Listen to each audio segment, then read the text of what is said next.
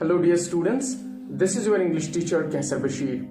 In this video, I am going to talk about the second chapter of your English text Tulip series for class 10th, and the name of the chapter is An Excellent Father.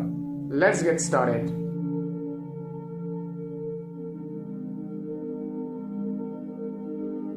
Introduction. Dear students, An Excellent Father has been taken from one of the famous novels written by Jane Austen, and the name of the novel is Pride and Prejudice.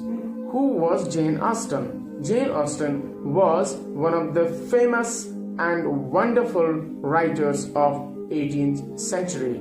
She was born in 1775 at Steventon in Hampshire.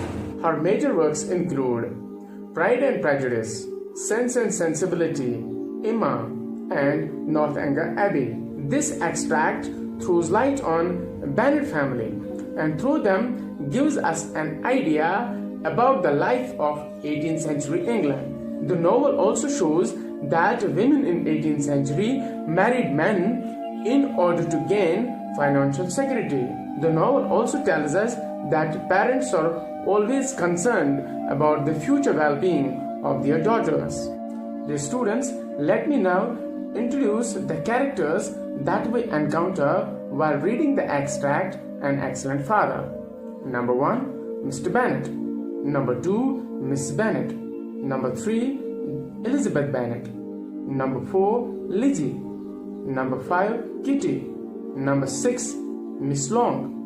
Number 7, Mr. Bingley, a young, dashing gentleman who has come from north of England and has taken Netherfield Park that was lying vacant for a long time. Let me now give you the summary of the extract An Excellent Father. Netherfield Park was lying vacant for a long time. At last, it was taken by a wealthy and young dashing gentleman, Mr. Bingley. As Miss Bennet comes to know about it, she feels very happy. Now the question is, why does she feel happy? Well, she believes that Mr. Bingley might marry one of her daughters. Therefore, she wants her husband, Mr. Bennet, not to miss such a golden opportunity. And when Mrs. Bennet tells her husband that if he has heard that Netherfield Park has been taken by a young gentleman, Mr. Bennet, in order to make her wife more anxious, replies intentionally no. Hearing this, Miss Bennet becomes impatient and she tells her husband that it is true. And the young gentleman is very rich, which is a very fine thing for their daughters. Mr. Bennet irritates her more when he says how. At this, Mrs. Bennet discloses her wish that she thinks of him marrying one of their daughters. Mr. Bennet tells her wife that if it is Mr. Bingley's plan to settle at Netherfield Park, Mrs. Bennet angrily retorts that he should not talk like this, and at the same time insists her husband that he should visit Mr. Bingley as soon as possible. However, Mr. Bennet says that he has no time for it and adds that she and her daughters may go themselves, and perhaps Mr. Bingley might like her the best of the party.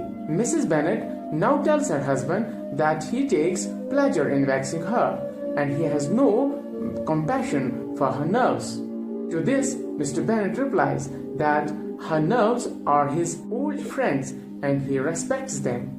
And Mrs. Bennet adds that he does not know how much she suffers. To this, he replies that he will get over it and see many young men in their neighborhood.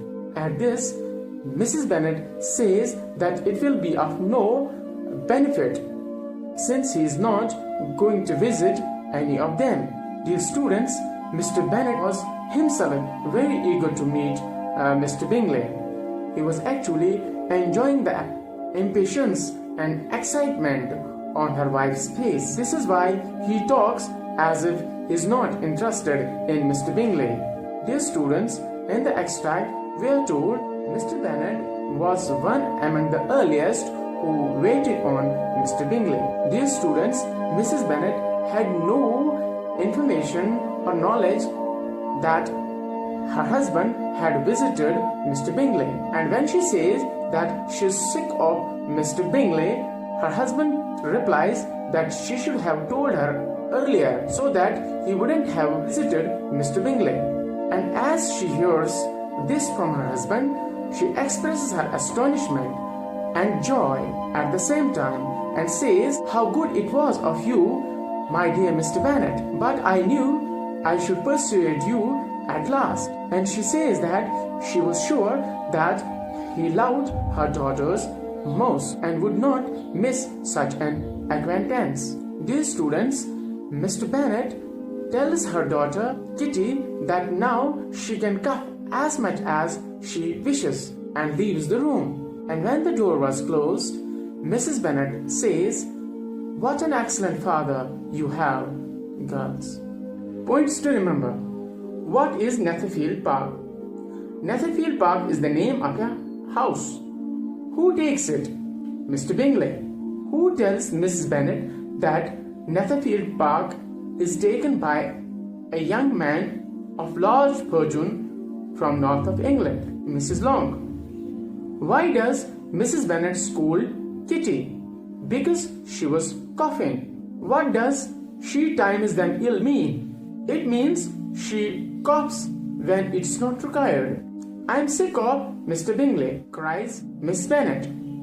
What does sick of mean? Sick of means tired of. "What an excellent father you have, girls," said Mrs. Bennet. Give the synonym of excellent, outstanding, extremely good. Dear students, this is all about an excellent father. I will meet you with another video. Till then, stay blessed. Khuda Hafiz.